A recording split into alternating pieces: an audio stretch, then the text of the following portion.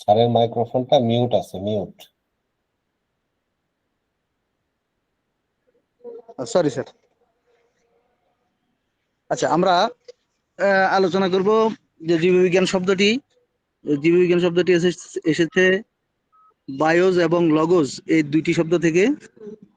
এই বায়োস শব্দের অর্থ হচ্ছে জীবন এবং লগোস শব্দের অর্থ হচ্ছে জ্ঞান।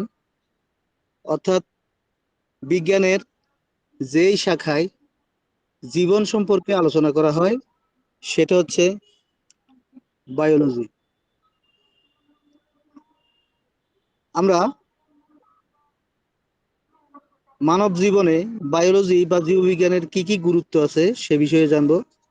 আমি আমাদের নোটে এখানে আরো বিস্তারিত তথ্য দিয়েছি, এটা আপনারা জাস্ট দেখলেই পারবেন, আমরা ব্যাখ্যায় যাব না। তো জীববিজ্ঞান হলো প্রাকৃতিক বিজ্ঞানের একটি শাখা যেখানে জীবন্ত প্রাণী এবং আহ, জীবন প্রক্রিয়া নিয়ে গবেষণা করে। একটি আণবিক অণু থেকে স্তর, অর্থাৎ যেখানে আমরা জানি যে আমাদের জীবনের মানে যে আদিম যে প্রক্রিয়া সেটা আমাদের অ্যামাইনো অ্যাসিড থেকে আমাদের এই জীবনের উৎপত্তি। তো সেই আদিম অবস্থা থেকে আণবিক যে আণবিক স্তরে ছিলাম সেখান থেকে আজকের এই জীবদেহ, একটা বড় একটা জীবদেহ তৈরি হয়েছে। সেই জীবদেহ কোন প্রক্রিয়ায় কিভাবে তৈরি হয় এবং শুধু মানুষ না অন্যান্য জীবগুলো যেভাবে তৈরি হয় এবং তাদের শারীরবৃত্তীয় যে কার্যকলাপ সহ যাবতীয় জিনিস বিজ্ঞানের যেই শাখায় কি করা হয়, আলোচনা করা হয়। অর্থাৎ জীবনের প্রত্যেকটি দিক বিজ্ঞানের যেই শাখায় আলোচনা করা হয় সেটাই হচ্ছে জীববিজ্ঞান। আহ, জীববিজ্ঞানের গুরুত্ব আমাদের জীবনে বা মানব জীবনে জীববিজ্ঞানের কি গুরুত্ব আছে আমরা সে বিষয়ে জানবো। জীববিজ্ঞানের প্রধানত গুরুত্ব হচ্ছে প্রথমত মানব স্বাস্থ্য এবং ঔষধ বিষয়ে। আমরা যদি জীববিজ্ঞান জানি তাহলে জীববিজ্ঞানে আমাদের এই শরীরের প্রয়োজনীয় আহ অর্থাৎ আমরা যখন রোগ ব্যাধিতে আক্রান্ত হই শরীরের গঠন প্রক্রিয়া কেমন, এবং যদি রোগাক্রান্ত হই কিভাবে আক্রান্ত হই সেই বিষয়ে আলোচনা করা হয়। পাশাপাশি রোগাক্রান্ত হলে তার চিকিৎসা এবং তার ঔষধ, রোগ নিরাময়ের বিভিন্ন পদ্ধতি, এগুলো নিয়ে জীববিজ্ঞানে আলোচনা করা হয়। এছাড়া কৃষি ও খাদ্য নিরাপত্তা, বিশেষ করে ফসলের কোনো রোগবালাই, তারপরে কীটপতঙ্গের আক্রমণ নিয়ন্ত্রণ এবং খাদ্য উৎপাদন কিভাবে বৃদ্ধি করা যায় সে বিষয়ে জীববিজ্ঞানে আলোচনা করা হয়। এছাড়া পরিবেশের সংরক্ষণ, আমাদের বায়োলজিক্যাল ব্যালেন্স বা যেটাকে ইকুইব্যালেন্স বলা হয়, ইকোলজিক্যাল ব্যালেন্স বা বাস্তুতন্ত্রের যে ভারসাম্য, তারপর জীববৈচিত্র্য সংরক্ষণ এবং জলবায়ুর পরিবর্তনের ফলে আমাদের কি ধরনের পরিবর্তন হয়, তার সমাধান কি, সে বিষয়ে আমাদের জীববিজ্ঞান সহায়তা করে। এছাড়া পরিবেশ সংরক্ষণ, প্রযুক্তি এবং উদ্ভাবনের ক্ষেত্রে জীববিজ্ঞান একটা গুরুত্বপূর্ণ ভূমিকা পালন করে। বিভিন্ন ধরনের আজকে আমরা বিভিন্ন ধরনের এটাকে কি বলে, যেমন ফসল আমরা পাই, যেমন আমাদের যে হাইব্রিড যে ফসলগুলো আমরা পাই জেনেটিক ইঞ্জিনিয়ারিং এর মাধ্যমে। এছাড়া বিভিন্ন ধরনের বায়োটেকনোলজি এবং ন্যানো টেকনোলজিতে আমাদের জীববিজ্ঞানের ভূমিকা অপরিসীম।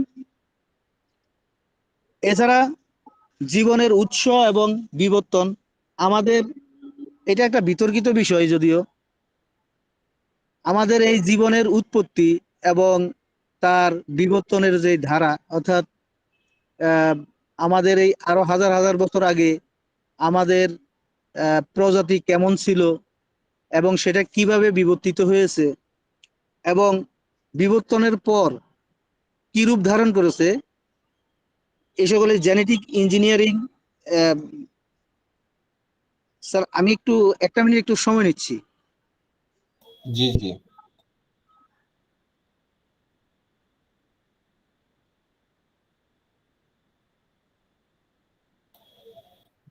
বিবর্তনবাদ নিয়ে প্রচুর মতভেদ থাকলেও অ্যাকচুয়ালি জীববিজ্ঞানে কিছু কাজ এখানে থেকেই যায়, যার কারণে এই পয়েন্টটা আনতে হয়। কারণ আহ, বিবর্তন আমাদের চোখের সামনে আপনারা দেখতে পান। সেটা হচ্ছে যে আমরা বা একটা সময় দেখা গেছে যে একটা পেঁয়াজ, ছোট ছোট পেঁয়াজ, ঠিক আছে, আর এখন একটা পেঁয়াজ, এমনও পেঁয়াজ আছে যার ওজন প্রায় 1 কেজি। অর্থাৎ পেঁয়াজের যে বিবর্তন, ছোট থেকে বড় হয়ে গেছে। একসময় ছিল ডাইনোসর, ঠিক আছে, এখন ডাইনোসরের মতো দেখতে বহু প্রাণী পাওয়া যায়, ঠিক আছে, টিকটিকি, কুমির, ঠিক আছে, এগুলা একটা বিবর্তনের মধ্য দিয়ে আসছে। এই কারণে জীববিজ্ঞানের বিবর্তন বাদের বিষয়টা বা বিবর্তনের যে বিষয়টা থাকে, এটা নিয়ে কিছুটা আলাপ করতে হয়।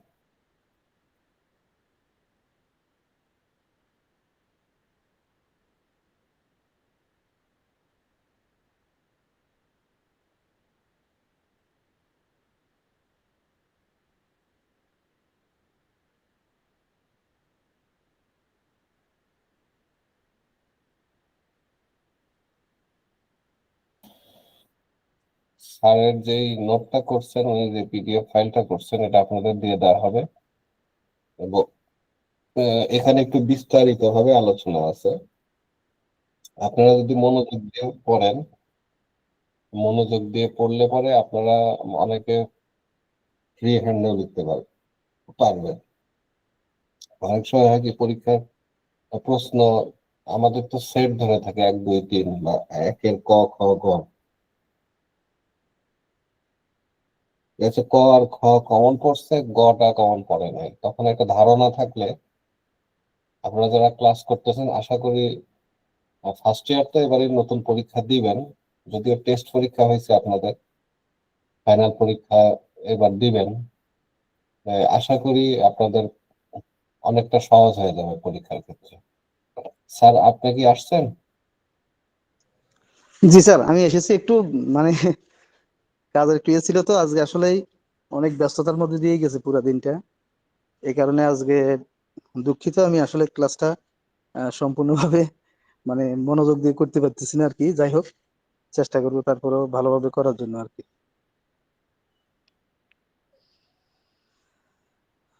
তো আমরা যে বিষয়টা নিয়ে আলোচনা করছিলাম সেটা হচ্ছে এই যে, বিবর্তনের বিষয়টা আমি ক্লোজ করে দিচ্ছি, এটা শেষ আলোচনা। আচ্ছা, ধন্যবাদ স্যার। আচ্ছা, এবার আসি,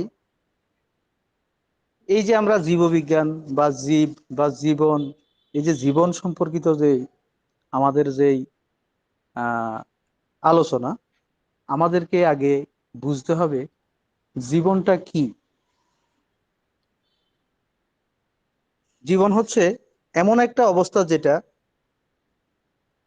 আমরা একটা জড় বস্তু থেকে আমাদেরকে পৃথক করা যায়।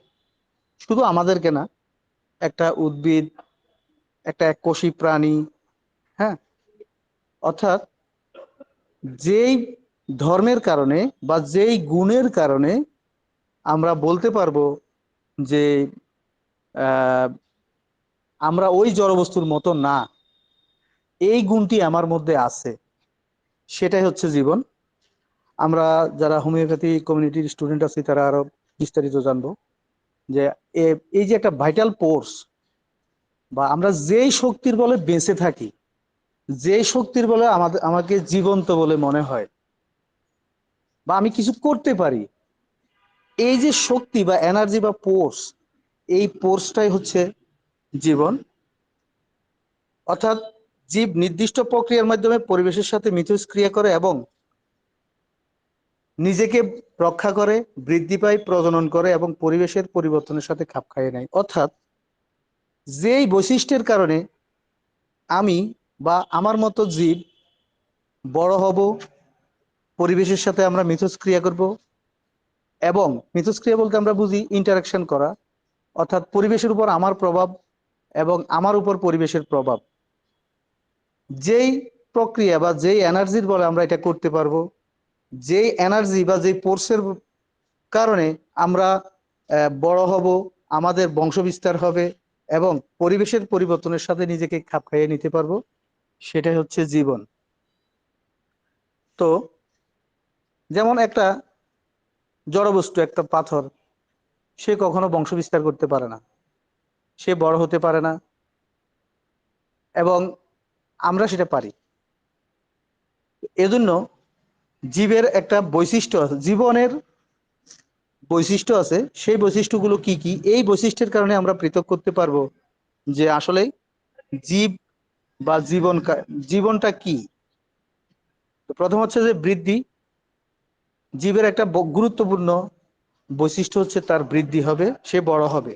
তার কোষে, আমরা যখন মাতৃগর্ভে ছিলাম, একটি ডিম্বাণু এবং একটি শুক্রাণু সমন্বয়ে তারপর আমরা কি হয়েছি, একটি একটা একটা কোষ থেকেই, এরপর দুইটা কোষ হলো, দুইটা থেকে চারটা, এইভাবে ক্রমান্বয়ে কোষের সংখ্যা বাড়তে বাড়তে আমরা আজকের এই পজিশনে পৌঁছেছি। তার মানে আমাদের দেহের বৃদ্ধি ঘটেছে।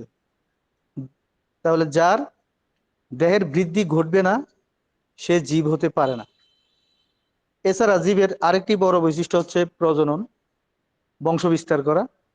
এটা গুরুত্বপূর্ণ। জড় যেটা, সেটা পারে না। জীব প্রজনন করে এবং তার বংশ রক্ষা করে। এছাড়া স্যার, জীব, আমার একটা প্রশ্ন ছিল। আমি শুনছি বা আমি পড়ছি যে পাথর এটা বড় হয়, ছোট হয় এবং বড় হয়, এটা বিষয়ে একটু যদি বলতেন। আচ্ছা, পাথর বড় হয়, সেটা হলো এক ধরনের হয়তো একটা পদার্থ, আরো কিছু পদার্থ বাইরে থেকে এসে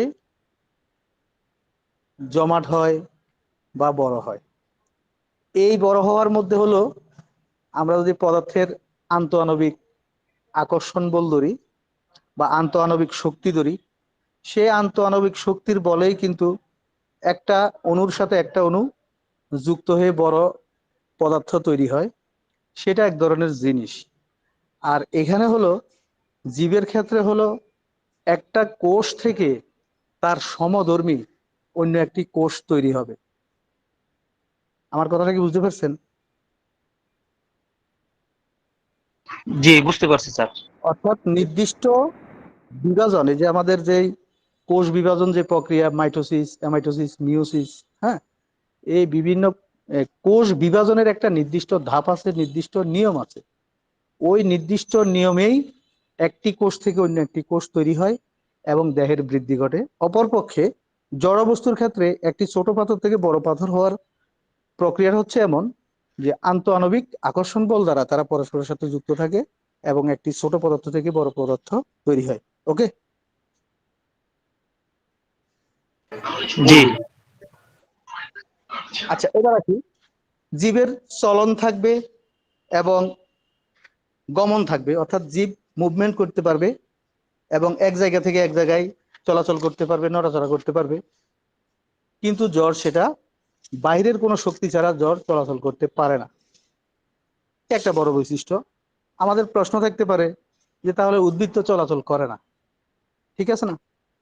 কিন্তু আমরা দেখব, আপনি আপনার বাড়িতে যদি আশেপাশে যদি কখনো দেখবেন, যদি কুমড়ার লতা অথবা শসা বা এরকম কোনো লতানো কোনো উদ্ভিদ যদি থাকে, দেখবেন এর যেই কাণ্ড আছে, কাণ্ডটা দেখবেন একটু নড়াচড়া করে। আশেপাশে যদি কোনো আহ, বস্তু থাকে, হ্যাঁ, সেটা পেঁচানোর জন্য সে কি করে, চেষ্টা করে। হ্যাঁ, তাহলে এই চলন বা মুভমেন্ট, এটা একটা গুরুত্বপূর্ণ একটা বৈশিষ্ট্য জীবের, যেটা জড় পদার্থের মধ্যে নেই। এছাড়া জীবের কোষীয় সংগঠন আছে। কোষীয় সংগঠন হলো, কোষগুলো কি হয়, একত্রিত হয়, একত্রিত হয়ে জীবদেহ তৈরি হয়। তবে কিছু কিছু জীবের ক্ষেত্রে, যেটা এককোষী জীব আছে, যেমন আহ যেটা প্রোটোজোয়া শ্রেণী আছে, যেমন আমাদের অ্যামিবা আছে, হ্যাঁ, অ্যামিবা আছে, তারপর ম্যালেরিয়া জীবাণু, এই ধরনের জীবাণুগুলো যেগুলো এককোষী জীব। তো জীবের আরেকটি বড় বৈশিষ্ট্য হলো কি হয়, কোষগুলো সংগঠিত হয়ে জীব দেহ তৈরি হয়। আর এককোষী জীব শুধু একটি মাত্র কোষ দিয়ে সে তার পুরো আহ, এটাকে কি বলে, শারীরবৃত্তীয় যে সকল কাজ আছে সেগুলো পরিচালনা করতে পারে। এছাড়া জীবের আরেকটি বড় বৈশিষ্ট্য হচ্ছে হোমিওস্টেসিস। হোমিওস্টেসিস হলো যেটা পরিবেশের সাথে সে নিজেকে স্থিতিশীল রাখতে পারে। মনে করেন এই যে আমাদের একটা হোমিওস্টেসিস, তো অর্থাৎ আপনার যাই থাকা দরকার, আমার শরীরের তাপমাত্রা যাই থাকা দরকার সে তাই রাখবে। আমাদের রক্তের গ্লুকোজের পরিমাণ যে লেভেল থাকা দরকার ওই লেভেলেই থাকবে। এই যে ধর্ম, এই ধর্মকে বলা হয় হোমিওস্টেসিস, অর্থাৎ স্থিতিশীল অবস্থা। জীবের একটি বড় বৈশিষ্ট্য, এই হোমিওস্টেসিস থেকে যদি বিচ্যুত হয়, শরীর যদি বিচ্যুত হয় তাহলে রোগাক্রান্ত হয়, আমরা রোগাক্রান্ত হই। অর্থাৎ যদি আমাদের যে ভাইটাল ফোর্স বা জীবন বা জীবনী শক্তি, এই জীবনী শক্তি যদি একটা নির্দিষ্ট লেভেলের সে তার আদর্শ স্ট্যান্ডার্ড ভ্যালু থেকে যদি সে যদি কি হয়, সরে যায়, বিচ্যুত হয়, তখনই সেটা রোগ বা রোগের পর্যায়ে পড়ে। তাহলে আমরা বুঝতে পেরেছি যে আমাদের মানে জীবের যদি বা আমাদের জীব স্বাস্থ্যের, আমরা যদি আমাদের স্বাস্থ্যগত এবার যদি হোমিওর দিক দিয়ে চিন্তা করি, তাহলে আমাদেরকে এই স্বাস্থ্যের একটা স্ট্যান্ডার্ড লেভেলের মধ্যে আমাকে থাকতে হবে। এর বাইরে যদি যায় তাহলে সেটা জীবনের বিচ্যুতি ঘটে। এবার কি আমরা কি সবাই বুঝতে পেরেছি এটা? জি স্যার। এবার কেউ কি আমাদেরকে বলবেন, এই যে এতক্ষণ পর্যন্ত আমরা যে আলোচনাগুলো করলাম, যে জীব এবং জড় মানে জীবের বৈশিষ্ট্য বা জীবনের বৈশিষ্ট্যটা আমরা নিয়ে আলোচনা করলাম, এবার আমরা কি জীব এবং জড়ের পার্থক্য নিয়ে কি আমরা পার্থক্যটা কি বলতে পারবো না দেখে? পারবো স্যার। আচ্ছা, কে একজন দুইটি পয়েন্ট বলেন তো। জীবের বৃদ্ধি ঘটে, জড়ের বৃদ্ধি হয় না।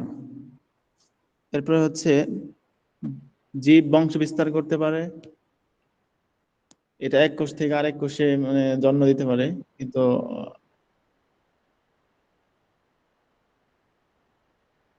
জড়টা পারে না। ওকে, ধন্যবাদ, খুব সুন্দর উত্তর দিয়েছেন। আমরা তাহলে জীব এবং জড়ের পার্থক্যটা আমরা মোটামুটি যদি জীবের বা জীবনের যদি আমরা বৈশিষ্ট্য বুঝি, তাহলে আমরা জড়ের বৈশিষ্ট্য বুঝবো। আচ্ছা, আমি আপনাদেরকে জাস্ট একটা সাধারণ একটা কোশ্চেন করি। আপনারা কেউ কি জানেন জীব এবং জড়ের মাঝেও একটা একটা আহ, এটাকে কি বলে, আমরা যদি এটাকে পদার্থের দিক দিয়ে চিন্তা করি, আছে এবং খুবই গুরুত্বপূর্ণ, চিকিৎসা শাস্ত্রে খুবই গুরুত্বপূর্ণ এমন একটা জিনিস আছে যেটা জীব এবং জড় দুটার মতোই আচরণ করে? কেউ কি জানেন? ব্যাকটেরিয়া। ব্যাকটেরিয়া কিভাবে বলেন, একটু ব্যাখ্যা দেন। ব্যাকটেরিয়া যখন হচ্ছে জীবদেহের বাইরে থাকে তখন সেটা জ্বরের মতো আচরণ করে, আর যখন সেটা জীবদেহে প্রবেশ করে তখন একটা জীবের মতো আচরণ করে। আসলে উত্তরটি আপনি একটু ভেবে দেখবেন। ব্যাকটেরিয়া যখন জীব দেহে থাকে সে জীবের মতোই আচরণ করে, এবং জীব শরীরের বাইরে গেলেও সে জীবের মতোই আচরণ করে। আর জীব শরীরের বাইরে যদি সে উপযুক্ত পরিবেশ না পায়, সে মারাও যায়, পুরোপুরি মারাও যায়। হ্যাঁ, সেটা হচ্ছে ভাইরাস, যেটা জীব এবং জড়ের সেতু বন্ধন ধরা হয় ভাইরাস। হ্যাঁ, ভাইরাসই একমাত্র যেটা জীব দেহে যদি সে যায় তখন সে কি করে, জীবের মতো আচরণ করে। তার ডিএনএ যে তার ডিএনএ আছে, ডিএনএ থেকে সে কি করে, নতুন ভাইরাস তৈরি করে। হ্যাঁ, কিন্তু যখন সে বডির বা জীবন্ত কোনো লাইভ বডির বাইরে সে যখন যায়, তখন সে স্ফটিক, স্ফটিক মানে দানাদার, হ্যাঁ, এই অবস্থায় থাকে, তখন সে জড় বস্তুর মতো আচরণ করে। তাহলে আমরা ভাইরাসকেই বলবো যে জীব এবং জ্বরের সেতু বন্ধন ধরা হয় ভাইরাসকে। ঠিক আছে, আপনি কি আহ উত্তরটা পেয়েছেন? জি। আচ্ছা, ধন্যবাদ। এখানে একটা ছোট্ট কথা মনে করে দিই, তাহলে পরে আপনাদের মনে থাকবে। আপনার পত্রিকায় দেখেন, নিউজ আসে মাঝে মাঝে যে 20,000 বছর আগের একটা ভাইরাস পাওয়া গেছে, যেটা অ্যাক্টিভ হওয়ার সম্ভাবনা আছে। করোনা ভাইরাসের একটা ভেরিয়েন্ট পাওয়া গেছে 10,000 বছর আগে। ঠিক আছে, অর্থাৎ সে এতদিন জড় অবস্থায় ছিল।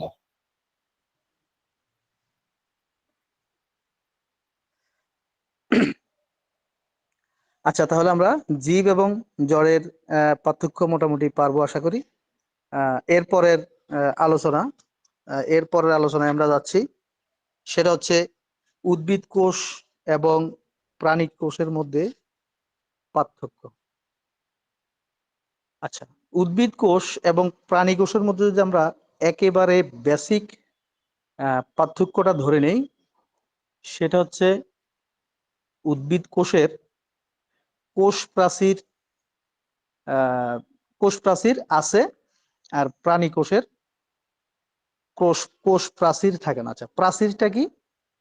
প্রাচীরটা হচ্ছে যেমন আমাদের বাড়ির আমরা একটা দেয়াল দিই চারদিকে, হ্যাঁ, একেবারে বাইরের যেই স্থিতিস্থাপক যে একটা কাঠামো আছে, হ্যাঁ, আমরা চিত্রের মধ্যে হয়তো জিনিসটা আসলে আমার বোর্ড থাকলে হয়তো আরো ভালোভাবে বুঝাতে পারতাম। হ্যাঁ, বাইরের একেবারেই বাইরের যেই এটা আছে, দেয়ালটা আছে, স্যার, স্যার আমরা মার্জিন বলতে পারি। হ্যাঁ, মার্জিন, মার্জিন রাইট। এক্সটার্নাল যে মার্জিন যেটা আছে, এই মার্জিনটা হচ্ছে মূলত আমাদের কোষ প্রাচীর, যেটা প্রাণী কোষে থাকে না, উদ্ভিদ কোষে থাকে। ঠিক আছে, এটা একটা গুরুত্বপূর্ণ পার্থক্য। আমরা যদি মনে রাখি, উদ্ভিদ কোষের আহ দেখবেন, আচ্ছা, আমরা নিজের খাদ্য কি নিজেরা তৈরি করতে পারি? যারা মানে প্রাণী আছে যারা, আমরা কি নিজের খাদ্য নিজেরা তৈরি করি? জি না স্যার। কেন? আমরা তো রান্না বান্না করে এই যে খাই না? এটা তো আমরা প্রস্তুত করি, কিন্তু আমরা তো অন্য জিনিসের উপর নির্ভর করি স্যার খাওয়ার ক্ষেত্রে। ওকে, হ্যাঁ, এটাই। আমরা যাই খাই, মনে করেন আমরা আজকে মাছ খেলাম বা রুটি খেলাম, সবজি খেলাম, সব মিলিয়ে আপনি দেখবেন মাছ কিন্তু কি খায়? মাছ, বড় মাছ ছোট মাছকে খায়, ছোট মাছ এক পর্যায়ে গেলে সে কি করে? বিভিন্ন ধরনের শ্যাওলা জাতীয় খাবার এগুলো খায়। হ্যাঁ, মানে উদ্ভিদের উপর আমরা নির্ভরশীল। আপনি খাবারের যে চেইন, এই চেইনটাকে যদি আপনি কল্পনা করেন, এক সময় দেখবেন যে আমরা যেতে যেতে যেতে এক পর্যায়ে আমরা যাই খাই না কেন, প্রথম শ্রেণীর যে খাদক, তারপর দ্বিতীয় শ্রেণীর খাদক, মনে করেন আমরা তৃতীয় শ্রেণী বা টারশিয়ারি পর্যায়ের খাদক, এক পর্যায়ে কিন্তু আপনি একেবারে রুট লেভেলে যদি যান, সেখানে কিন্তু উদ্ভিদ থেকেই কিন্তু এনার্জিটা আসে, শক্তিটা আসে। হুম, আর অর্থাৎ উদ্ভিদকেই প্রাণী খায়, ওই প্রাণীকে আবার অন্যান্য প্রাণী খায়। ব্যাপারটা হচ্ছে এরকম। তো উদ্ভিদ এই এনার্জিটা পায় কোথায় থেকে? উদ্ভিদ এই এনার্জিটা পায় সূর্য থেকে, সূর্যের আলোর, সূর্যের যে শক্তি আছে, ওই শক্তি সে কি করে? প্রক্রিয়াজাত করে তার মধ্যে কি করে? সংরক্ষণ করে।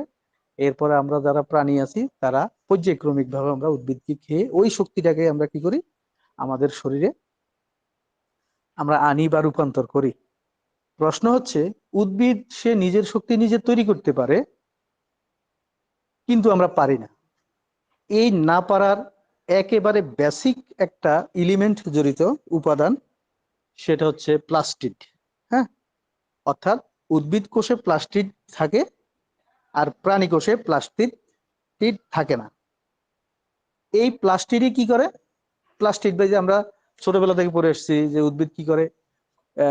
ক্লোরোফিলের উপস্থিতিতে, সূর্যালোকের প্রভাবে কি করে? শক্তি কি করে উৎপাদন করে? এই যে ক্লোরোফিল, এই ক্লোরোফিলটা হচ্ছে chloroplast, one kind of plastid. হ্যাঁ, এই প্লাস্টিডই কি করে? উদ্ভিদ প্লাস্টিডের সাহায্যে সে কি করে? সূর্যালোকের উপস্থিতিতে সে তারপর কি করে, গ্লুকোজ কে ভেঙে তারপর কি করে, সে শক্তি উৎপাদন করে। তো আমরা মোটামুটি বুঝতে পারলাম যে উদ্ভিদ এবং প্রাণীর মধ্যে একটা বড় পার্থক্য হচ্ছে যে উদ্ভিদ কোষে প্লাস্টিড আছে, প্রাণী কোষে প্লাস্টিড নেই।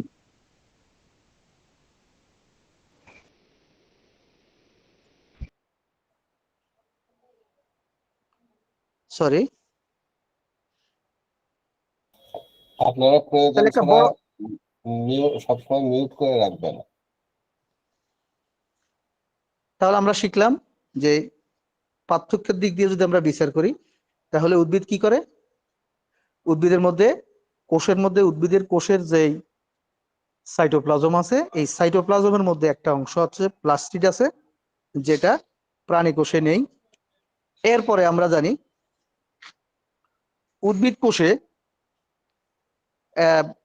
ফ্যাগোসাইটোসিস প্রক্রিয়া বলে একটা কথা আছে।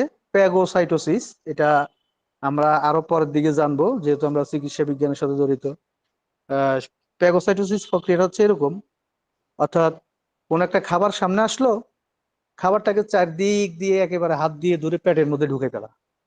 হ্যাঁ, এই প্রক্রিয়াটাকে বলা হয় ফ্যাগোসাইটোসিস প্রক্রিয়া। অর্থাৎ খাবার আসলো, খাবার আসার পরে সেখান থেকে, এটাকে ফুড কাফিংও বলে অনেক ক্ষেত্রে, অর্থাৎ আঙ্গুলের মতো জিনিস তৈরি হয়ে তারপরে আমরা যে অ্যামিবা দেখি, অ্যামিবার সামনে যদি কোনো খাবার আসে, সে কি করে, খাবার বা শিকার যেটাই আসুক না কেন, সে চারদিকে কি করে, আঙ্গুলের মতো ঘনপথ তৈরি করে, করেই তারপরে তার নিজের মধ্যে সেটা নিয়ে নেয়। যেটা আমাদের প্রাণী কোষের মধ্যে এই জিনিসটা ঘটে, উদ্ভিদ কোষে এই ধরনের এই প্যাগোসাইটোসিস প্রক্রিয়াটা নাই। এই জন্য আপনারা দেখবেন যখন আমাদের রক্তের মধ্যে এই যে আমাদের শরীরে কোনো ধরনের ব্যাকটেরিয়াল কোনো ইনফেকশন হলে, হ্যাঁ, শরীরের মধ্যে কি হয়, আমাদের এই শ্বেত রক্তকণিকার পরিমাণ, ডব্লিউবিসি, হোয়াইট ব্লাড সেলের পরিমাণ বেড়ে যায়। এই বেড়ে যাওয়ার কারণ হচ্ছে, অর্থাৎ শত্রু আসছে, শত্রুকে আমার কি এবার সৈন্যের সংখ্যা বাড়াতে হবে। তো যেটা প্রাণী কোষেই হয়, আমরা এটা পরবর্তীতে আরো বিস্তারিত জানবো। এরপরে আসি সেন্ট্রিজোম, এটা একটা গুরুত্বপূর্ণ অংশ, যেটা কোষ বিভাজনের সময় আমরা দেখব। সেন্ট্রিজোম যেটা উদ্ভিদ কোষে থাকে না, কিন্তু প্রাণী কোষে এটা থাকে। লাইসোসোম, সেটা আরেক ধরনের, ঠিক আছে, সাধারণত কি থাকে, আকারে কি হয়, উদ্ভিদ কোষে যেটা ছোট থাকে এবং অনেক ক্ষেত্রে অনুপস্থিত থাকে, কিন্তু উদ্ভিদ কোষে সেটা লাইসোসোম থাকবেই। এরপর আসি কোষ গহ্বর। আমাদের উদ্ভিদ কোষের কোষ গহ্বরটা অনেক বড় হয়, আর প্রাণী কোষের কোষ গহ্বরটা অনেক ছোট হয়। এবং উদ্ভিদ কোষে সাধারণত একটি কোষ গহ্বর থাকে অনেক বড়, আর প্রাণী কোষের ছোট ছোট অনেকগুলো কোষ গহ্বর থাকে। এছাড়া আমরা কোষের যে সঞ্চিত যে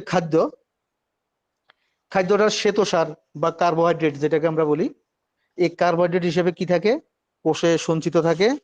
আর প্রাণী কোষে সাধারণত গ্লাইকোজেন নামে কি রূপে কি থাকে, সঞ্চিত থাকে। আমরা যখন কোনো খাবার খাই, খাবার খাওয়ার পরে আমরা যখন এই যে অনেক স্থূল হয়ে যাই, মোটা হয়ে যায়, এই মোটা হওয়ার কারণ হলো আমাদের যে আমরা যে অতিরিক্ত গ্লুকোজ জাতীয় খাবার খাই, কার্বোহাইড্রেট জাতীয় খাবার খাই, এই কার্বোহাইড্রেটটা আমাদের গ্লাইকোজেন রূপে কি হয়, চর্বি আকারে আমাদের শরীরে জমা হয়, কিন্তু উদ্ভিদের মধ্যে সেটা শ্বেতসার বা কার্বোহাইড্রেট রূপেই কি থাকে, জমা থাকে। এরপর আমরা আসি সাইটোকাইনোসিস। সাইটোকাইনোসিস, সাইটো হইল সাইটোপ্লাজম, কাইনোসিস কথার অর্থ হইল বিভাজন, অর্থাৎ সাইটোপ্লাজমের বিভাজন, যেটা কোষ প্লেট গঠনের মাধ্যমে ঘটে। হ্যাঁ, কোষ প্লেট তৈরি হয়। আর অর্থাৎ আমরা জানি যে কোষ দুইভাবে কি হয়, বিভাজিত হয়। দুইভাবে না, সরি, মানে আমি বলবো যে দুইটা অংশ, কোষের যেহেতু দুইটা অংশ থাকে, একটা হচ্ছে নিউক্লিয়াস আর একটা হচ্ছে সাইটোপ্লাজম।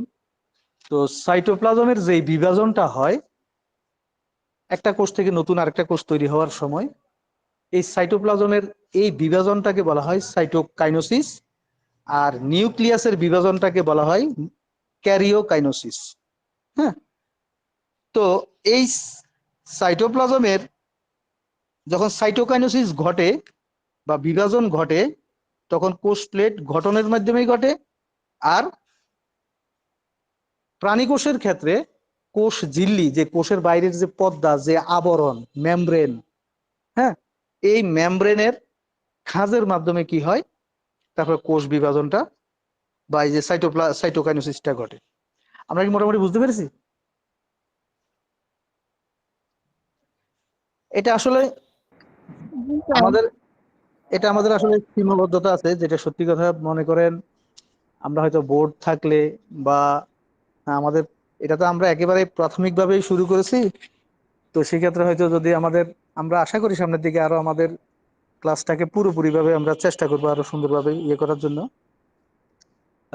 আরো প্রাণবন্ত এবং আরো এটাকে কি বলে, একেবারে হাতে কলমে যেন আপনাদের কাছে পৌঁছানো যায় সেই ব্যবস্থাটাই আমরা করব একেবারেই। যেটা সত্যি কথা, আমি এই আমার জীবনে এই দ্বিতীয়বার, আজকের দ্বিতীয় ক্লাসে আমি অনলাইনে ক্লাস নিচ্ছি। হ্যাঁ, সেখানে আমারও ব্যক্তিগত সীমাবদ্ধতা আছে।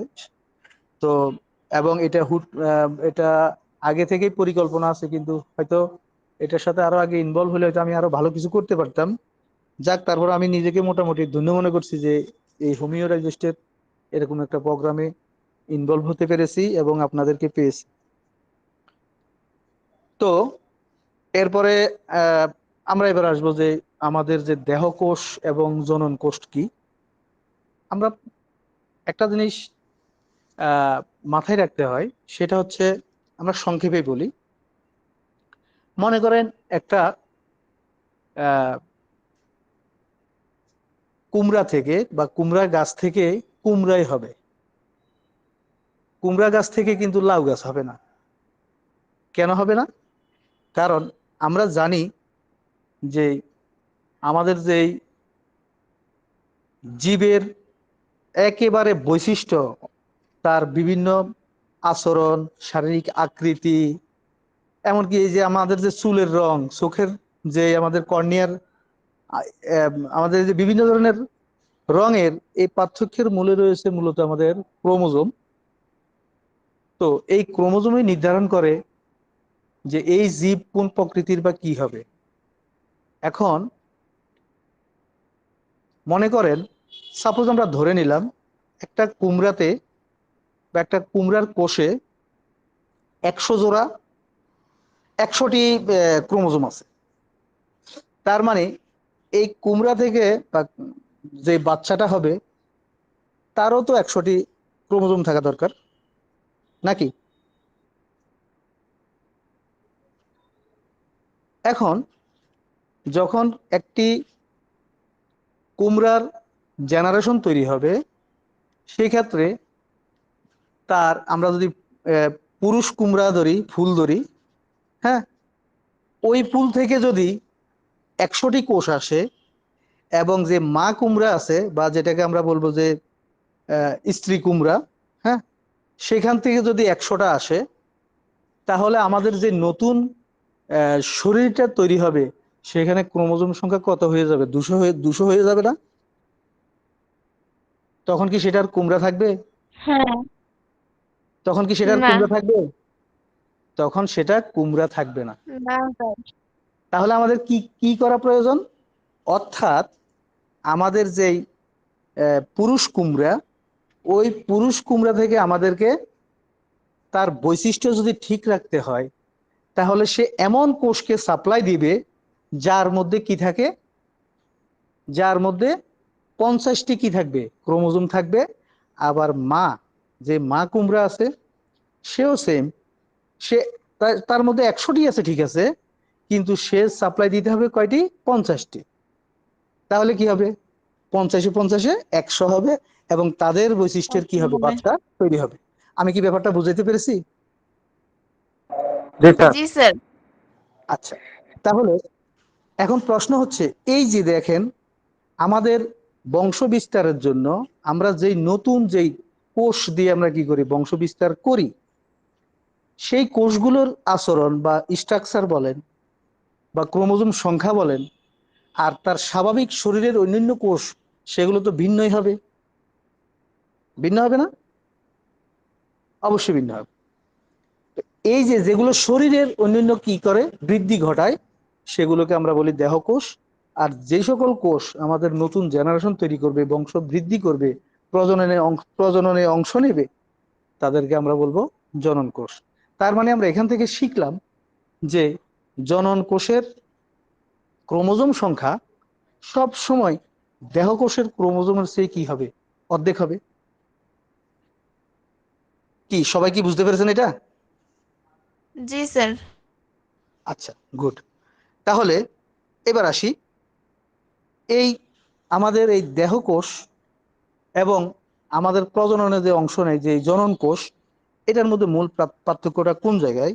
সেটা হচ্ছে জীবদেহের বৃদ্ধি এবং গঠনে কি নেই, অংশ নেয় কে? দেহের প্রায় সব, অর্থাৎ দেহকোষ। দেহকোষ কি করে? দেহকোষ জীবদেহের বৃদ্ধি ও গঠনে অংশ নেয়। দেহের প্রায় সব অঙ্গ প্রত্যঙ্গ, ত্বক, পেশি, স্নায়ু, হাড় ইত্যাদি কি দেহকোষই থাকে। আর জনন কোষ শুধু আমাদের প্রাণীদের শুক্রাশয় এবং ডিম্বাশয়। হ্যাঁ, শুক্রাশয় পুরুষদের ক্ষেত্রে শুক্রাশয় এবং স্ত্রীদের ক্ষেত্রে ডিম্বাশয়। এই শুক্রাশয় এবং ডিম্বাশয়ে আমাদের জনন কোষ তৈরি হয়। এবং উদ্ভিদের যে পরাগরেণু এবং ডিম্বক আমরা পাই, হ্যাঁ, পরাগরেণু থেকে আমাদের শুক্রাণু যায়, এবং ইয়ে থেকে এই যে ডিম, যে ফুল বা স্ত্রী ফুল যেটা, সেখান থেকে ডিম্বক থেকে আমাদের ডিম্বাণু যায়। এরপর আমরা শিখলাম ক্রোমোজোম সংখ্যা, এটা আমরা মনে হয় আমরা বুঝতে পেরেছি মোটামুটি, যে এই যে বললাম আমাদের যে দেহকোষ, এই দেহকোষ তাহলে কি হয়? এই দেহকোষটা আমাদের এটাকে যদি আমরা যদি ওই যে বললাম 50কে যদি আমরা এন ধরি, তাহলে 100কে আমরা কি ধরবো? 2n ধরবো। তার মানে আমাদের এই যে দেহকোষের যে ক্রোমোজোম সংখ্যা, সেটা যদি কি হয়? 2n হয়, তাহলে আমাদের জনন কোষের ক্রোমোজোম সংখ্যা হবে n।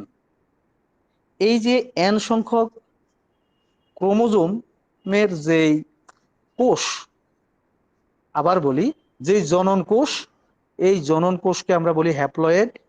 আর দুইটি জনন কোষ একসাথ হয়ে যখন আবার একটি কি হলো, নতুন দেহকোষ তৈরি হলো, তাকে আমরা বলি ডিপ্লয়েড।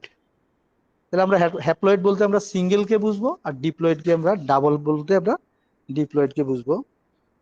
এরপর আসি বিভাজন প্রক্রিয়া। বিভাজন প্রক্রিয়ায় যে আমরা কিছুক্ষণ আগে বললাম যে আমাদের কোষ বিভাজনের যে কয়েকটি প্রক্রিয়া আছে, 3টি প্রক্রিয়া আছে সাধারণত। একটা হলো অ্যামাইটোসিস, মাইটোসিস, মিওসিস। এই মাইটোসিস প্রক্রিয়ার মাধ্যমে আমাদের দেহকোষ কি হয়? আমাদের দেহকোষ, সরি কামরুজ্জামান ভাই, আপনি হ্যাঁ, আমাদের মাইটোসিস কোষ বিভাজন প্রক্রিয়ার মাধ্যমে দেহকোষ থেকে দেহকোষ তৈরি হয়। সমান ধর্ম বিশিষ্ট, সমান ক্রোমোজোম বিশিষ্ট যে কোষ তৈরি হয়, কোষ বিভাজন প্রক্রিয়া, ওই বিভাজন প্রক্রিয়াটাকে বলা হয় মাইটোসিস কোষ বিভাজন প্রক্রিয়া। এবং আমাদের এই যে একটা কোষ থেকে, শরীরের একটা কোষ থেকে শুক্রাণু তৈরি হয়, অর্ধেক ক্রোমোজোম নিয়ে একটা কি হয়, নতুন কোষ তৈরি হয়, এই প্রক্রিয়াটাকে বলা হয় মিওসিস। মিওসিস কোষ বিভাজনের পরেই আমাদের, বা এটাকে হ্রাসমূলক বিভাজনও বলে, অনেক ক্ষেত্রে কমে যায় যেহেতু ক্রোমোজোম সংখ্যা, এই জন্য এটাকে মিওসিস কোষ বিভাজন প্রক্রিয়া বলে। তো এই মিওসিস কোষ বিভাজনের দ্বারা সাধারণত কি হয়? জনন কোষ তৈরি হয়। এবং অনুরূপ, অনুরূপ বলতে আমরা বুঝবো এটাই, যে এই দেহকোষ নতুন যে কোষ তৈরি করে সেটা আগের কোষের মতোই, হ্যাঁ, অর্থাৎ মাতৃকোষের, মাতৃকোষ মানে কি, যে কোষ থেকে নতুন কোষ তৈরি হয়, এই নতুন কোষগুলো সবসময় মাতৃকোষের মতোই হবে দেহকোষ। আর প্রাণী কোষে, জনন কোষের ক্ষেত্রে সেটা হবে আমাদের মাতৃকোষের চেয়ে অর্ধেক ক্রোমোজোম নিয়ে তারা কি হবে? জন্ম হবে। অর্থাৎ সাধারণত দেহকোষের চেয়ে কি হয়? তুলনামূলক ছোট হয়, যেহেতু ক্রোমোজোম সংখ্যা কম, তুলনামূলক সেটা কি হবে? ছোট হবে। তাহলে আমরা মোটামুটি এটা বুঝলাম। এছাড়া আবার আমাদের আকার আছে, যে আকারের যে দিকটা বললাম আমরা, যে এই যে দেহকোষ প্রায় সমান সমান হয় এবং জনন কোষের চেয়ে বড় হয়, এবং জনন কোষ আকারে কি হয়? ছোট হয়। তাহলে আমরা মোটামুটি এটা বুঝতে পেরেছি। এটা আশা করি পড়লে আমরা নোট দিয়ে দিয়ে দেওয়া হবে আমাদের থেকে, আপনারা এটা চাইলে এটা পারবেন। তো এছাড়া আজকের আসলে তো ক্লাস তো প্রায় টাইম শেষ, 8টা 23 অলরেডি বাজে, আমাদের হাতে আর টাইম আছে 7 মিনিট। এ নিয়ে কি আর কারো কোনো প্রশ্ন আছে? এই যে আমরা কি দেহকোষ এবং জনন কোষ, এই জিনিসটা কি বুঝতে পেরেছি? জি স্যার, বুঝছি। এবার আমরা সংক্ষেপে আলোচনা করি, যেহেতু আহ, একটু আমরা যে এই যে এতক্ষণ কোষ নিয়ে যে কথাগুলা বললাম, হ্যাঁ, কোষের আমাদের শরীরের বলেন তো সবচেয়ে গুরুত্বপূর্ণ অঙ্গ কোনটা? কেউ কি বলতে পারবেন?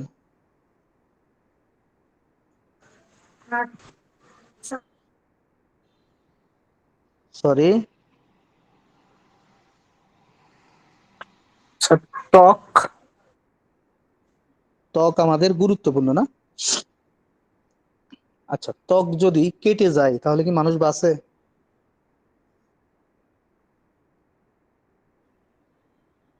বাসে। হ্যাঁ, বাসে। কিন্তু সেখান থেকে যদি অতিরিক্ত মাত্রায় রক্তক্ষরণ হয় সেক্ষেত্রে খারাপ কিছু তো হতেই পারে। আচ্ছা, আমি একটু শেয়ার করি, জাস্ট দেখেন আমার কথাটা ঠিক আছে কিনা।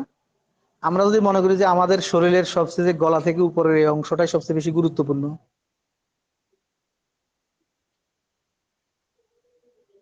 হ্যাঁ স্যার, আপনার হইতে হাত পারে। আপনার হাত যদি কেটে যায় আপনি বাঁচবেন, পা কেটে গেলে বাঁচবেন, হ্যাঁ। কিন্তু আপনার মাথা থেকে উপরের দিকে দেখেন, আপনার কি আছে? এখানে মস্তিষ্ক আছে, হ্যাঁ, চোখ আছে, কান আছে, নাক আছে, জিহ্বা আছে। মোটামুটি আমরা যে সকল অঙ্গ দিয়ে কি করি সাধারণত, কি বলি, চিন্তা করি, দেখি, শুনি, গন্ধ পাই, হ্যাঁ, অনুভূতিটা তৈরি হয়। জিহ্বা দ্বারা স্বাদ বা বস্তুর কি স্পর্শ দ্বারা আমরা বুঝি কেমন, হ্যাঁ। তাহলে আমাদের শরীরের সবচেয়ে গুরুত্বপূর্ণ অঙ্গ হচ্ছে আমাদের মাথার এই অংশটা, গলা থেকে উপরের এই মাথার এই অংশটা হচ্ছে সবচেয়ে বড়, এবং এটাই হচ্ছে আমার শরীরের সেন্টার, হ্যাঁ, এটাই আমাদের সেন্টার।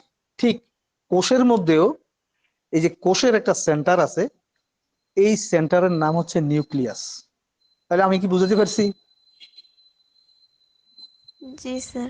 একটা কোষের সামষ্টিক কার্যক্রম যদি চলতে হয় তাহলে সেটা কোন জায়গা থেকে সাপ্লাই হবে? নিউক্লিয়াস থেকে সাপ্লাই হবে। নিউক্লিয়াসই নির্ধারণ করবে এই কোষের ভবিষ্যৎ কি। হুম। কারণ নিউক্লিয়াসের মধ্যে, এই যে বললাম কিছুক্ষণ আগে যে কুমড়া থেকে কুমড়া হবে, সেটা কোথায় আছে? সেটা নিউক্লিয়াসের মধ্যেই আছে, ক্রোমোজোম, হ্যাঁ। যাই হোক, তো আমরা কোষের প্রধানত দুইটা অংশ। এই যে মাথা, যেটা আমার শরীরের যে মাথা, এই মাথাটা হচ্ছে নিউক্লিয়াস। আর মাথা ছাড়া বাকি যাই আছে সবগুলো হলো সাইটোপ্লাজম। ক্লিয়ার? জি। তাহলে কোষের যে প্রধান যে অঙ্গ, হ্যাঁ, কেন্দ্রিকা বলা হয় বা নিউক্লিয়াস বলা হয়, আর বাকি যে অংশটা হচ্ছে সেটা হচ্ছে সাইটোপ্লাজম। ঠিক আছে। এবার প্রোটো ও সরি, আমরা তো সম্ভবত কি নিয়ে আলোচনা করছি? আমরা সাইটোপ্লাজম এবং প্রোটোপ্লাজম নিয়ে আলোচনা করছি। আচ্ছা, যাই হোক, সমস্যা নাই। সাইটোপ্লাজম এবং প্রোটোপ্লাজম, সরি আমার, হ্যাঁ, তাহলে আমরা বুঝলাম যে একটা হচ্ছে আহ, আমাদের যে শরীরের যেই মূল অংশটা সেটা হচ্ছে নিউক্লিয়াস, এবং এর বাইরে যে অংশটা হচ্ছে এটা হচ্ছে সাইটোপ্লাজম। এবার আসি, আমার শরীরে তো কাপড় চোপড়ও আছে, আছে না? কাপড় চোপড় তো আমার শরীর না। কাপড় চোপড় কি আমার শরীর? কাপড় চোপড় আমার শরীরকে সেভ করার একটা, বা রক্ষা করার বলতে পারি, অথবা বাইরে থেকে কোনো ধুলাবালি বা যাই হোক না কেন এগুলাকে সেভ করার একটা অংশ, ঠিক আছে না? এই যে আমার শরীর, এটা কিন্তু জীবন্ত। আর আমার শরীরের বাইরে যে পোশাক, এটা জীবন্ত না, হ্যাঁ। তার মানে আমার এই মাথা এবং শরীর নিয়ে পুরো যে অংশটা আছে, আমার মাথা এবং শরীর নিয়ে পুরো যে অংশটা আছে, এটাকে আমরা বলবো প্রোটোপ্লাজম। কথা কি ক্লিয়ার? জি। তাহলে প্রোটোপ্লাজম হলো কোষের সজীব অংশ, যে অংশের মধ্যে কি আছে? জীবন আছে, জীবিত, সেটা হচ্ছে প্রোটোপ্লাজম। প্রোটো কথার অর্থ হলো জীবন্ত। প্রোটো কথার অর্থ হলো জীবন্ত। সবাই কি বুঝতে পারছেন? জীবন্ত। হ্যাঁ। এই প্রোটোপ্লাজমকে দুইটা ভাগে ভাগ করা হয়, একটা হচ্ছে সাইটোপ্লাজম আর একটা হচ্ছে নিউক্লিয়াস। কথা ক্লিয়ার? তাহলে প্রোটোপ্লাজম ছাড়া আমার শরীরে আর কি আছে? Protoplasm cytoplasm. ছাড়া এই যে প্রোটোপ্লা প্রোটোপ্লাজম ছাড়া এই যে কিছুক্ষণ আগে বললাম যে এই যে আমাদের কোষের বাহিরে একটা কি আছে, ওয়াল আছে না, একটা কি আছে, দেয়াল আছে না, কোষ প্রাচীর। হ্যাঁ, আমার শরীরে যে পোশাক হ্যাঁ হ্যাঁ যেটা কি হ্যাঁ করে শরীরকে ঢেকে রাখে, ঠিক কোষের সজীব অংশকে যে অংশটা কি করে ঢেকে রাখে সেটাকে বলা হয় কোষ প্রাচীর। ঠিক আছে? হ্যাঁ, জি তার স্যার মানে বুঝছি। তাহলে কোষ প্রাচীর হলো কি, কোষ প্রাচীর কিন্তু জীবন্ত অংশ না, হ্যাঁ, সজীব বস্তু না, এটা হলো অজীব। হ্যাঁ, এটা সেলুলোজ দ্বারা নির্মিত থাকে, এটা জীবন্ত না। এই কোষ প্রাচীরের ভিতরে টোটাল যে অংশটা আছে আমরা এটাকেই বলবো প্রোটোপ্লাজম। ঠিক আছে? আর এই প্রোটোপ্লাজমের মধ্যে যে অংশটা একেবারে অতি গুরুত্বপূর্ণ, সেন্টার পয়েন্ট, সেটা হচ্ছে নিউক্লিয়াস। কথাটা কি ক্লিয়ার? জি আর নিউক্লিয়াস ছাড়া শরীরের আর বাকি যে অংশটা আছে সেটাকে আমরা বলবো সাইটোপ্লাজম। হাত পা নাক কান গলা মানে কি যেগুলো আছে, হাত পা, হ্যাঁ, পেট টেট যাই আছে, এগুলো সবগুলো হচ্ছে কি সাইটোপ্লাজম। ঠিক আছে? তাহলে আমরা এই জিনিসটা মোটামুটি যদি পড়ে নিই, আশা করি আমি মূল বেসিক যে জিনিসটা এই জিনিসটা আমি বুঝাতে পেরেছি। হ্যাঁ, তো নিউক্লিয়াসের যে গঠন প্রণালী, আমরা নিউক্লিয়াসের যে গঠন প্রণালী আমরা দেখব যে নিউক্লিয়াসের গঠনের মধ্যে আমরা যদি দেখি নিউক্লিয়ার মেমব্রেন, মেমব্রেন কথার অর্থ হলো পর্দা। যেমন ডিমের উপরে, ডিমের কুসুমের উপরে একটা পাতলা পর্দা থাকে, হ্যাঁ, এটা তো একটা অনেক মোটা, ওটা আরো অনেক অনেক পাতলা। যাই হোক, এই নিউক্লিয়াসকে যে কি করে যে পর্দাটা আবৃত করে রাখে, হ্যাঁ, এটাকে আমরা বলবো নিউক্লিয়ার মেমব্রেন বা নিউক্লিয়ার ঝিল্লি বা নিউক্লিয়ার পর্দা। মেমব্রেন কথার অর্থ হলো ঝিল্লি বা পর্দা। হ্যাঁ, এই এছাড়া কোষের ভিতরে আরো একটা গুরুত্বপূর্ণ, সরি, নিউক্লিয়াসের ভিতরে এই যে এতক্ষণ আমরা আলোচনা করলাম যে কোষের প্রধান অংশ নিউক্লিয়াস, এই নিউক্লিয়াসকে ঘিরে যে পর্দাটা থাকে সেটাকে আমরা বলবো নিউক্লিয়ার মেমব্রেন। আর নিউক্লিয়াসের ভিতরে আরেকটা ঘন একটু অর্ধস্বচ্ছ কিছু পদার্থ আছে, শর্টে পদার্থ আছে, এই পদার্থটাকে আমরা বলবো নিউক্লিওলাস। হ্যাঁ, আবার নিউক্লিয়াসের মধ্যে কিছু ছিদ্র থাকে, যেরকম আমাদের মাথার মধ্যে নাকে দিয়ে ছিদ্র আছে, কানে দিয়ে ছিদ্র আছে, ঠিক নিউক্লিয়াসের বাইরে থেকে বিভিন্ন পদার্থ কি আসা যাওয়ার জন্য একটা মানে অনেকগুলো কি থাকে, ছিদ্র থাকে।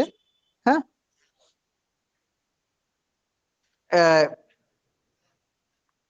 নিউক্লিয়ার ছিদ্র থাকে। ঠিক আছে? এটাকে বলা হয় নিউক্লিয়ার ফোর বলা হয়। নিউক্লিয়াসের মধ্যে আবার কিছু তরল পদার্থ থাকে, যে তরল পদার্থের মধ্যে ওই যে বললাম যে কিছুক্ষণ আগে ক্রোমোজোমের কথা বললাম, যে গুরুত্বপূর্ণ যে অংশটা ক্রোমোজোম, এই ক্রোমোজোমটা ভেসে থাকে তরল, এই তরলটাকে আমরা বলবো নিউক্লিয়ার ম্যাট্রিক্স। হুম, নিউক্লিয়ার ম্যাট্রিক্স বা নিউক্লিওপ্লাজমও বলা হয় অনেক ক্ষেত্রে, নিউক্লিয়ার ম্যাট্রিক্স বা নিউক্লিওপ্লাজম। এছাড়া কিছুক্ষণ আগে বললাম যে এটার মধ্যে কিছু শর্টে কিছু পদার্থ থাকে নিউক্লিয়াসের ভিতরে, হ্যাঁ, অর্ধস্বচ্ছ পদার্থ থাকে, এটাকে আমরা বলবো নিউক্লিওলাস। এছাড়া এর মধ্যে সুতার মতো পেঁচানো যেই অংশটি সবচেয়ে বেশি গুরুত্বপূর্ণ, আমাদের জীব জগতের জন্য সবচেয়ে বেশি গুরুত্বপূর্ণ, সুতার মতো পেঁচানো কিছু অংশ থাকে, এই অংশগুলোকে আমরা বলবো ক্রোমাটিন তন্তু। হ্যাঁ, ক্রোমাটিন তন্তু, তন্তু মানে সুতা, সুতার মতো পেঁচানো থাকে বিধায় এটাকে বলা হয় ক্রোমাটিন তন্তু বা ক্রোমাটিন। ঠিক আছে? মোটামুটি আমরা যদি এই যে নোটটা দিয়েছি এটা চাইলে বা কারো যদি কোনো প্রশ্ন থাকে সমস্যা নাই, আমাদের গ্রুপ আছে, গ্রুপে প্রয়োজনে আপনারা যে অংশটা বুঝেন নাই সেটা স্ক্রিনশট দিয়ে রাখবেন, রেখে বলে দিবেন যে আমি এই জিনিসটা বুঝি নাই। আশা করি আমরা ফিডব্যাক দেওয়ার চেষ্টা করবো আপনাদেরকে। এই হলো অবস্থা আমাদের এবার এই বিভিন্ন অংশের কাজ এগুলো আছে। আসলে তো সময় অনেক কম, আসলে শুধু নিউক্লিয়াসের গঠনের জন্য আমাদের একটা ক্লাস দরকার। হ্যাঁ, এখন সীমিত সময়, আমরা এই সীমিত সময়ে যতটুকু সম্ভব ততটুকু দেওয়ার চেষ্টা করেছি। এছাড়া আহ এরপর আমাদের আছে প্লাস্টিড। ওই যে বললাম যে কোষের মধ্যে হেড হলো নিউক্লিয়াস, নিউক্লিয়াস ছাড়া বাকি যে অংশ আছে সেটাকে আমরা বলবো সাইটোপ্লাজম। সাইটোপ্লাজমের মধ্যে অনেকগুলা জিনিস থাকে, হাত পা কান নাক, হ্যাঁ, হাত পা পেট কি এগুলা যাই আছে এগুলাকে আমরা বলি সাইটোপ্লাজমীয় অঙ্গাণু। এই সাইটোপ্লাজমের মধ্যে একটা গুরুত্বপূর্ণ অংশ হচ্ছে প্লাস্টিড। হ্যাঁ, এই প্লাস্টিডেই আমাদের কি করে, পৃথিবীতে এত রং ডং যাই দেখি আমরা, হ্যাঁ, এত বৈচিত্র্য দেখি গাছের উদ্ভিদের মধ্যে, প্রাণীদের মধ্যে তো কোনো বৈচিত্র্য আমরা দেখি না। প্রাণীর তো কালার সবগুলো একই রকমই, প্রায় মানুষের কালার সবগুলো প্রায় একই রকম, কোনো লাল নীল সবুজ নাই। কিন্তু উদ্ভিদের মধ্যে আছে, এই যে উদ্ভিদের এই যে বিভিন্ন রং তৈরি করে, বৈচিত্র্য তৈরি করে, এই বৈচিত্র্যের মূলে হচ্ছে আমাদের প্লাস্টিড। হ্যাঁ, প্লাস্টিড কথার অর্থ হলো রং সৃষ্টিকারী, যেটা কি করে, রং তৈরি করে। তো প্লাস্টিড সাধারণত তিন ধরনের, একটা হচ্ছে ক্লোরোপ্লাস্ট, তারপর হচ্ছে ক্রোমোপ্লাস্ট, আর হলো লিওকোপ্লাস্ট। ঠিক আছে, ক্রোমোপ্লাস্ট, ক্লোরোপ্লাস্ট, লিওকোপ্লাস্ট। এই যে ক্লোরোপ্লাস্ট, ক্লোরোপ্লাস্ট বা যেটা ক্লোরোফিল আমরা বলি, বেশিরভাগ অংশটা হচ্ছে ক্লোরোফিল, এক ধরনের ক্লোরোপ্লাস্ট। এই ক্লোরোপ্লাস্ট আমাদের কি করে, সবুজ রং তৈরি করে, সবুজ রং তৈরি করে। এই সবুজ রঙের জন্যই আমাদের এই গাছের পাতা কি হয়, সবুজ হয়। এটা মূলত হয় ক্লোরোপ্লাস্টের কারণে।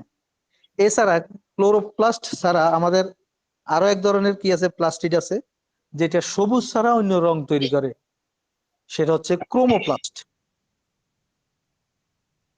আর এছাড়া আরো কিছু প্লাস্টিড আছে যেটা কোনো রঙই তৈরি করে না, সে শুধু কি করে, খাদ্যকে কি করে, সঞ্চয় করে রাখে এবং প্রয়োজনে প্রয়োজনে সে কি করে, পরিণত হয় লিওকোপ্লাস্ট। সে তো যেটা লিওকো মানে সাদা, অর্থাৎ যার কোনো কি নাই, কালার নাই, সে প্রয়োজনে কি হয়, প্রয়োজনে ক্রোমোপ্লাস্টেও সে কি হয়, রূপান্তর হয়। তাহলে আমরা মোটামুটি এই বিষয়গুলো জানলাম। আর প্লাস্টিডের যে গঠন প্রণালী, এটা আপনারা পড়লেই পারবেন, দেখবেন যদি সম্ভব হয়, যেহেতু আমরা অলরেডি ঠিক আছে স্যার, আমাদের টাইম 6 মিনিট সময়। ওভার হয়ে গেছে। এরপরে তো আপনাদের ক্লাস আছে টিচার্স ট্রেনিং এর। ঠিক আছে, আমি এটা 10 মিনিট পিছিয়ে দিছি, নাহলে ক্লাস আরো আগে শেষ করতে হতো। যাই হোক, এই ক্লাসটার ভিডিও আপনারা আমাদের ইউটিউব চ্যানেলে পাবেন আগামীকালকে, এবং এই স্লাইডটা আমরা দিয়ে দিচ্ছি, আপনারা সেটা ভালো করে মনোযোগ দিয়ে পড়বেন। যদি কোনো প্রশ্ন থাকে আগামী ক্লাসে প্রশ্ন করতে পারবেন এবং আমাদের গ্রুপে প্রশ্নগুলো দিতে পারবেন। আজকে আর আমরা কথা বাড়াচ্ছি না, স্যারকে অসংখ্য ধন্যবাদ সুন্দরভাবে ক্লাসটি উপস্থাপন করার জন্য, এবং আপনাদেরকেও ধন্যবাদ ক্লাসে উপস্থিত হওয়ার জন্য। আমরা আর কথা বাড়াচ্ছি না, সবাই ভালো থাকবেন, সুস্থ থাকবেন এবং নিরাপদে থাকবেন, এই প্রত্যাশা করছি। আল্লাহ হাফেজ সবাইকে। আমার শুভরাত্রি। একটা বিষয় জানার ছিল, যদি একটু।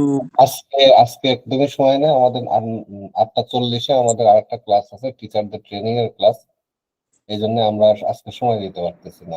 আপনি প্রশ্নটা লিখে রাখেন, আগামী ক্লাসে করবেন। হ্যাঁ, জি স্যার। ধন্যবাদ। সকলকে নেক্সট ক্লাসে দেখা হচ্ছে। সবাই ভালো থাকবেন, সুস্থ থাকবেন। এর কি আর কোনো প্রশ্ন থাকলে স্যার বলছে সেটা আপনারা লিখে রাখবেন, আগামী ক্লাস আমরা জানিয়ে দেব। সকলকে অশেষ অশেষ ধন্যবাদ। ক্লাসটি কেমন হয়েছে সেটা আমাদের গ্রুপে জানাবেন, এবং কোনো ধরনের যদি কোনো আলোচনায় কোনো সমস্যা হয়, বুঝতে সমস্যা হয়, বা কোনো জিনিস বুঝেন নাই, কোনো যদি ফিডব্যাক দেওয়া থাকে আপনারা দিবেন। আসলে আমরা সবাই শিখি, আমি যেরকম এখানে শিখাতে এসেছি, আসলে আমি কিছু শিখতেও এসেছি, এবং এই মন মানসিকতা নিয়েই ক্লাস করতে এসেছি। আমারও ভুল হতে পারে স্বাভাবিকভাবে, আপনারা সেটা ক্ষমা সুন্দর দৃষ্টিতে দেখবেন। প্লাস যদি কোনো ধরনের মতামত দেওয়া থাকে সেটা আমাদেরকে দিবেন, দিলে আমরা উপকৃত হব। সকলকে ধন্যবাদ, শুভরাত্রি। জি স্যার, আদাব।